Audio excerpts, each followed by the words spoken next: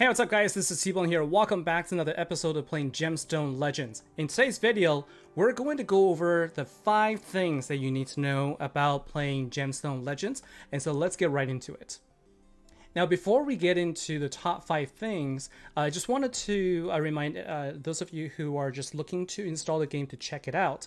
Use a link I have in my description below to install the game. And then once you go through the tutorial, enter the code #TBone# into the global chat.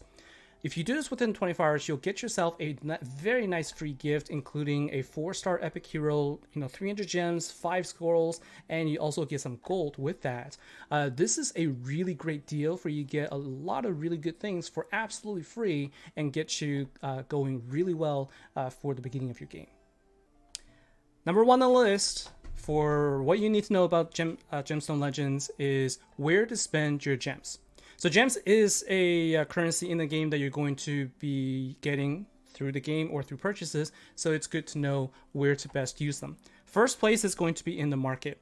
You want to use the combination of your gold and also your gems to unlock all of the slots in your market as soon as possible. This is where you can purchase your potions and also some scrolls. So in my opinion, the most important aspect of the market is the ability to purchase potions. You can never have enough potions in this game for your fights, so it's very important to unlock that. The second place that you should be spending your gems on is going to be in the training area. So there are a total of 4 slots where you can place heroes in, and every slot also has 3 different levels that you can unlock with gems. It is well worth the gems to get that to the maximum level, because that is that's where you'll get the highest number of experience per hour for training your heroes passively, so that you can level them up quicker. Finally, the best place for you to be spending your gems, I think, is going to be in the shop, where if you go into the miscellaneous shop, you can spend 60 gems for every 120 stamina. Once you get into the game more, stamina is going to become an issue where you're basically going to be running low most of the time. And so 60 gems for 120 stamina is, I think, well worth the gems, because it means more rewards from doing more fights. I would recommend you not to use gems to pull directly in the altar. This is, I think, 150. It's going to cost you 150 gems for every gold scroll, and I think that for a single hero that you're going to be pulling for 150 gems, you will be able to get over 240 stamina where you can farm for certain heroes in the arena. So those are the 3 places I recommend you spending your gems on. And number 2 on the list, a lot of people ask me this question, and it's actually a really simple one. Where's the best place to farm for your experience, and where's the best place to farm for your gold?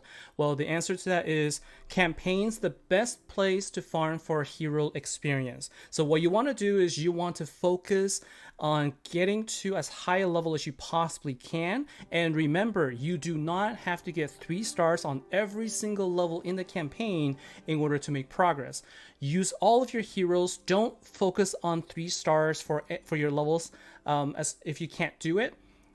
Use all of your heroes, use your best heroes, get as far as you possibly can before focusing on trying to farm certain levels, because you want to get as high as you can to get the most experience possible. Then the second thing that you want to focus on is Rift. Same thing. You want to go as high as you possibly can in your Rift, because the higher you go in the levels, the better artifacts you'll get. And the better artifacts that you receive from completing the levels, the more coins you can sell.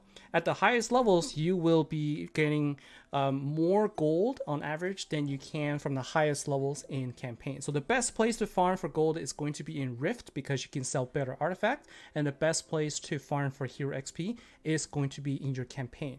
That's what you should be focusing on. Number 3 on the list, things that you need to know are what to do with your heroes that are 1 stars or 2 stars. A lot of people ask me this question also, especially if they are more on the free-to-play side, and most of the heroes that they get are 1 star, 2 star, and maybe some rare heroes. So the first thing to note is, I would say for all 1-star heroes, feed them to any of the 3 stars or the best heroes you can. Just give them a little bit of experience. And then for the 2 stars, this is where it's better for you to level them up and then ascend them to 3 stars so that you can use those heroes to ascend your better rare cards to 4 stars, and then take those same 2-star heroes and try to build them up even up to 4 stars so that you can take those 4-star rare heroes up one further to 5 stars. Those are the best uses for your 2-star heroes. Another thing that you should be paying attention to as you're starting out is knowing your fusion heroes. So take a look in the altar. There is the fusion heroes, and there is a full comprehensive list of heroes that you can actually fuse. So if you wanted to, for example, fuse Richard, which is a rare hero, these are the 4 2-star uncommon heroes that you can use. Get them to level 20, and then you can get yourself a level 1 3-star Richard. Same thing with other cards such as an epic card. You can then take a look at which cards are needed, and my suggestion, and I made videos about this, is focus on Premislav first.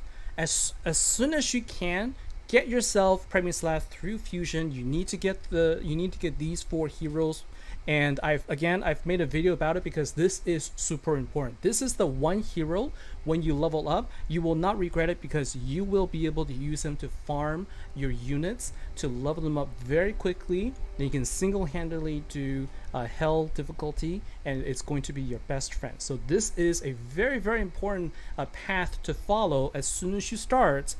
Take a look at the fusions, focus on Premislav, and you also want to focus on trying to get Guinevere as quickly as possible, because she is going to be very important for your late game in the guild fights. Tip number 4. Okay, this is also a question that I know pops up a lot, and that is, when it comes to artifacts, what should I focus on? What should I equip on my units if I have a 6-star artifact, but it's a rare type? Or should I equip a legendary because it's obviously the best, even though it only has 1 star on it? So in order to answer that question properly, I would suggest you guys take a look at the artifact section. It will explain to you what they mean, but I will also tell you exactly what you should focus on right now. Artifacts are based on both the rarity and also the grade. Okay, so the number of stars is its grade, and the higher the stars, the better the stats. Now, the rarity, like whether it's legendary or epic or whatnot, it tells you how many of those sub-stats, that means additional attributes, how many it comes with. So a legendary artifact will have already 4 of those stats already filled out. And what you do when you level them up is you then can upgrade them. So it gives you a view into the stats are already there, and as you level up, those numbers go higher. So of course the best is going to be 6 stars at legendary, because you get the highest base stats from the fact that it's 6 stars, and you have all of the base additional statistics already provided in the very beginning, and then you upgrade them so that they get even stronger. However, if you're just looking at comparing, for example, a legendary artifact that only has 1 star, that means you are getting the weakest stats, and you have all 4 substats already listed, and you can upgrade them, but that's going to be weaker in comparison to a rare artifact at 6 stars, because you are getting the most stats out of it. It is the strongest of its type, and it just has 2 of the substats pre-filled, but you can still unlock the other 2. You just won't be able to upgrade them further. So when you're comparing, I would say take a look at the stats, and definitely, more stars is going to be better for you. So when you're looking for items, don't discount the artifacts just because it happens to be a rare or maybe even uncommon. If you happen to get one with a lot of stars on it, I would even focus on that over a legendary that only has 1 or 2 stars. Very important, because this is where a lot of people sort of make that pitfall into thinking that legendary always equals the best artifact ever. That's actually not always going to be the case. Now, the fifth and the final thing that you need to know about Gemstone Legends is going to be about raid bosses. I actually have 2 tips for you for this one, and it's really important. Number 1, raid bosses is the only place that you'll be able to get any caster equipment aside from purchasing it from the offers. This is the only place in the game that will drop caster equipment. So make sure that you are participating, getting to a guild as quickly as possible so that you can start earning those artifacts. The second thing, notice that I have here, I've done a single attack and all of my heroes are now on cooldown. So one of the things that a lot of people, might not realize is when you go into a boss fight, if you happen to have a bad fight or if you brought in the wrong hero, instead of wasting a key and then also having to use apples to regenerate all of your heroes, one tip you can do is before all of your heroes are dead, so as long as one hero is still alive, you can simply quit out of the game, reload the game, come back in, and your heroes will be completely fresh. You have not used a key. None of the attack that you did registered, but that means you simply can go in and redo the fight again. You can choose a new setup. You can use this to tweak your team. You can figure out what doesn't work, and you could do this as many times as you like, as long as the boss is still alive for you to attack. So you can do this without utilizing a key, and you can do this as many times in the day as you can, which is a really good trick because it's a lot of fun to do so. And so that's it for my top 5 things to know for Gemstone Legends.